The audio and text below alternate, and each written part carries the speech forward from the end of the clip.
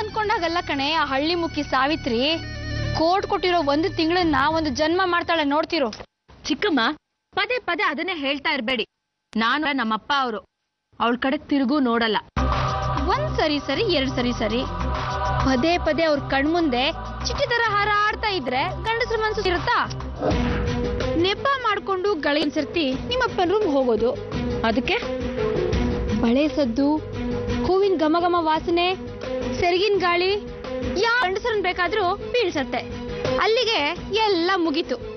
ಅದೇ ಸೆರಗಿಗೆ ನಿಮ್ಮಪ್ಪನ ಗಂಡ ಹಾಕೊಂಡು ಕುಣಿಸ್ತಾಳೆ.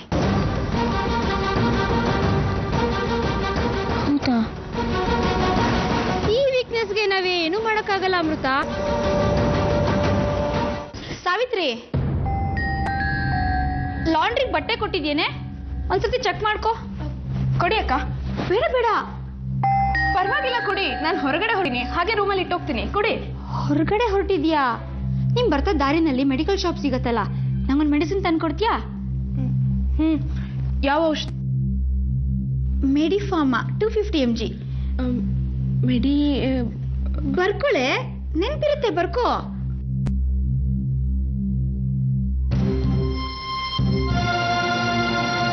ತಗೊಂಡ್ಬರ್ತೀನಿ. ಹುಷಾರು, ಹೋಗ್ಬಾ.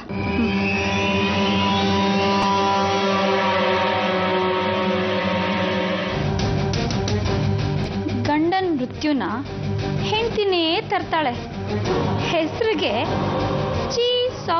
ಸಾವಿತ್ರಿ. ಆ ಸಾವಿತ್ರಿ ಗಂಡನ್ ಪ್ರಾಣ ಉಳಿಸಿದ್ಲು. ಈ ಸಾವಿತ್ರಿ ಗಂಡನ್ ಪ್ರಾಣನೇ ತೆಗಿತಾಳೆ. ಸಂಬಂಧದಲ್ಲಿ ಅಣ್ಣ ನರಸಿಂಹರಾವ್ ನಾನು ಉದ್ಧಾರ ಆಗೋದಕ್ಕೆ ಇನ್ನೊಂದು ಅವಕಾಶ ಕೊಡ್ತಾನೆ ಅನ್ಕೊಂಡಿದ್ದೆ. ಅವನು ನಂಬಿದ್ಯಲ್ಲ? ಬರೀ ನಂಬಿದ್ದಷ್ಟೇ ಅಲ್ಲ, ತಲೆ ಹೋಗೋ ಕೆಲಸಗಳನ್ನು ಮಾಡಿಕೊಟ್ಟಿದ್ದೇನೆ. ನರಸಿಂಹನ ಮೇಲಿನ ದ್ವೇಷ ಯಾವ ಮಟ್ಟದಲ್ಲಿದೆ?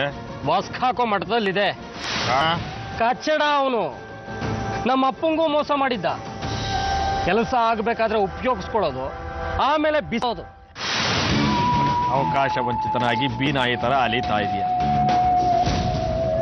ಆಶ್ರಯ ಕೊಟ್ಟು, ಅನ್ನ ಕೊಟ್ಟು, ಕೆಲಸನೂ ಕೊಡ್ತೀನಿ, ಕೈ ಜೋಡಿಸ್ತೀಯ?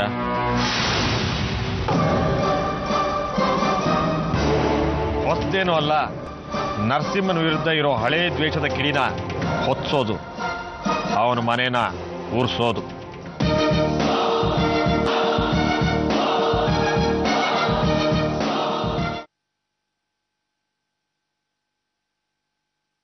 ಅಕ್ಕ, ನೀವ್ ಹೇಳಿದ ಔಷಧಿ ತಂದಿದ್ದೀನಿ.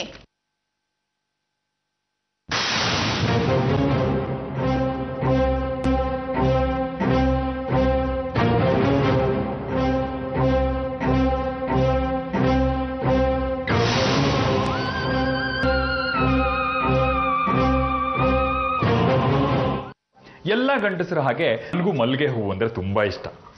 ಮಲ್ಲಿಗೆ ವಾಸನೆಗೆ ಸೋಲ್ದೇ ಇರೋ ಗಂಡಸರೇ ಇಲ್ಲ. ನನಗೂ ನನ್ನ ಹೆಂಡತಿ ಮೈಸೂರು ಮಲ್ಲಿಗೆ ದಿಂಡು ಮುಡ್ಕೋಬೇಕು, ಮೈಸೂರು ಸಿಲ್ಕ್ ಸೀರೆ ಉಟ್ಕೋಬೇಕು, ನನ್ನ ಜೊತೆ ರೊಮ್ಯಾಂಟಿಕ್ ಆಗಿ ವಾಕಿಂಗ್ ಬರಬೇಕು ಅಂತ ಆಸೆ ಪಟ್ಟೆ. ಕಷ್ಟಪಟ್ಟು ಹುಡುಕಿ ಫ್ರೆಶ್ ಆಗಿರೋ ಮಲ್ಲಿಗೆ ಹೂವಿನ ದಿಂಡು ತಂದೆ. ಆಮೇಲೆ ಏನಾಯ್ತಣ್ಣ? ಅಹಲ್ಯಕ್ಕಂಗೆ ತುಂಬಾ ಖುಷಿ ಆಗೋಯ್ತಾ? ಅದೇ ಕೇಳು, ನಾನು ಮನೆಗೆ ಬಂದ್ರೆ ಅಹಲ್ಯ ಮನೆಯಲ್ಲೇ ಇರಲಿಲ್ಲ. ಅವಳು ಆ ಹೂವನ್ನ ಮುಡ್ಕೊಳ್ಳೋದನ್ನ ಕನಸು ಕಾಣ್ತಾ ನಿಂತಿದ್ದೆ. ಆಮೇಲೆ ಏನಾಯ್ತು? ಅಹಲ್ಯ ಅಕ್ಕ ಬಂದ್ರ? ನೀವು ಹೂ ಕೊಟ್ರಾ? ಬಂದ್ಲು. ಪಾರ್ಲರ್ನಿಂದ ಬಾಯ್ ಕಟ್ ಮಾಡಿಸ್ಕೊಂಡ್ ಬಂದಿದ್ಲು.